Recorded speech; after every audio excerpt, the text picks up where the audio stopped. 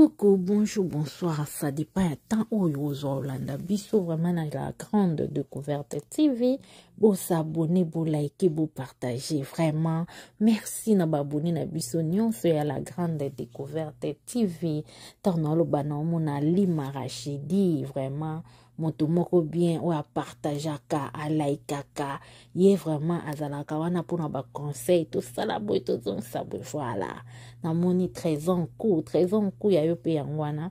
et boni na biso nyonso vraiment na linga bino mingi bo s'abonner ka ndeto linga ka bo partager bande kuna ngai affaire ya mama Lia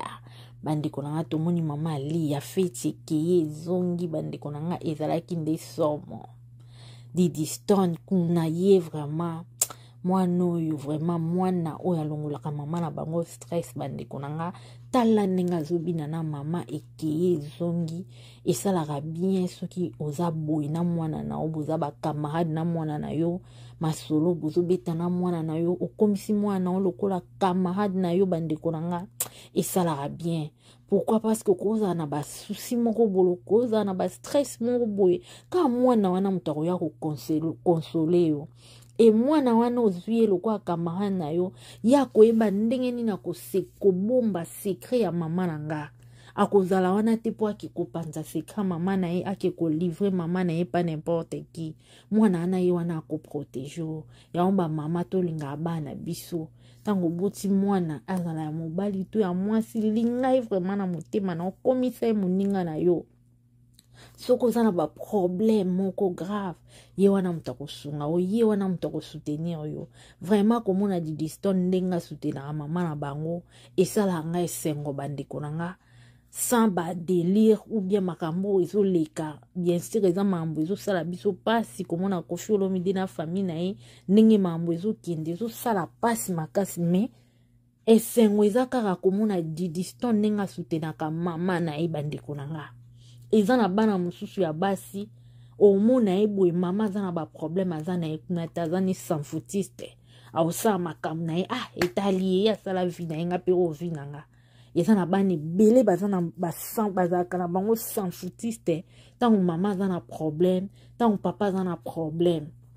mais komona jeune fille Didi Stone nenga soutenaka mama na ye bandeko nanga eza vraiment esengo mingi yango ba mama tango boti mwana yo yeba vraiment ko encadrer bien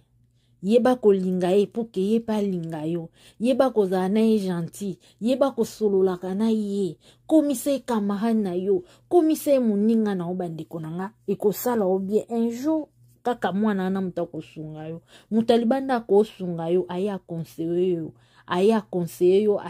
aye alobi na yo akabeli mbongo apesi yo ba courage pasteur ko ya sambeleli yo ka ye wana mutako kebeta lisolo libanda mais mwana na yo oui akoki pe ko beta lisolo mais soki o encadrer déjà ke mamba ndako esuka na ndako abimisa ngo libanda ta oyeba ko bomba yo mama na ye yango bandeko nanga tango to wana banda to yeba ko encadrer bana biso to linga bango vraiment esala bien et totai komona mama na biso Denise Nyakero afongoli TikTok mama présidente afongoli TikTok bandeko nanga tomoni a poster mama Lia mama Denise alinga vraiment basia mabala alinga ba mama oyo basia liboso ba première femme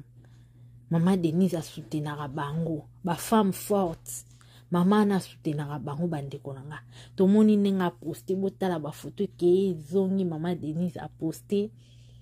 vraiment mama Lia pona olobaki azali alinga mama Lia mingi tomona ki pa ke na fete a mida pe elakisa ki biso ke alinga pe amida mingi veut dire que alinga ka basi liboso mingi vraiment parce que mama moko te oyo anyoka mana mobali na ye aibi pasi alibala amona muninga kuna mambo ezo komela ye aobeta maboko ka facilement boy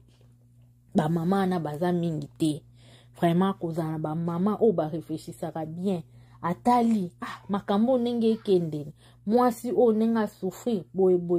habité fona soutenir ye nde omoni mama ana aza tomonaki azalaki na Alia na fete ya mida bazalaki bien bakangi ba photo babini ensemble tomoni pe fete ya mida ye eye a poster pe Amida a poster pe Alia plutôt Donc pour dire que aza mwasi o asoutenaka basi ya liboso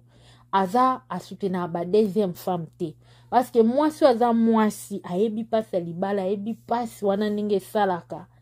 tango mobali no azuli ombanda moko boye tango mobali no azosala babétise moko jamais akoki kosoutenir bato lokola basindi na ndenge mabe te aosoutenir kaka mwasi oyo amoni ke oyo vraiment mama ya bana oyo pena boyeboye oyo pena boyeboye yango bomoni koposte oyo aposte epamba te bandeko nanga. Et voilà, c'était juste ça. Toyaki koka kosala mwa analyse kaka mokie